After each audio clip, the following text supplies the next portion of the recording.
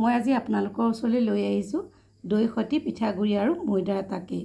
তাৰ কাৰণে লাগিব পিঠাগুড়ি 3 কাপ, ময়দা 1 কাপ, চেনি 1 কাপ, কাজু কেইটামান, ইলাচি গুড়ি অকণমান, দৈ 1 কাপতকৈ বেছি আৰু ৰিফাইন 1 কাপতকৈ অলপ কম।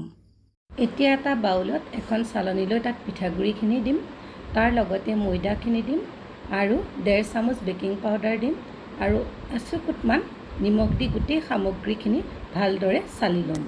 মিক্সি জাৰত দৈখিনি দি তাৰ লগতে চেনিখিনি মিহলাই লৈ ভালদৰে এটা ঘোল বনাই ল'ম।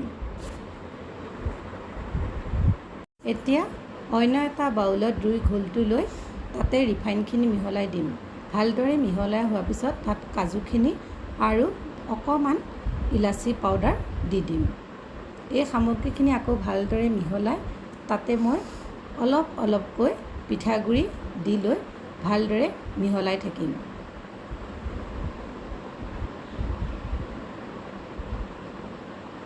এতিয়া বাকী ৰোৱা পিঠাগুড়িখিনি আকৌ দি ভালদৰে মিহলাই ল'ম। এতিয়া মই মিশ্ৰণখিনি ঢালিবৰ কাৰণে এই পাত্ৰটোত ভালদৰে ৰিফাইন সানি ল'ম। আপোনালোকে আপোনালোকৰ সুবিধা অনুযায়ী যিকোনো পাত্ৰ ল'ব পাৰে।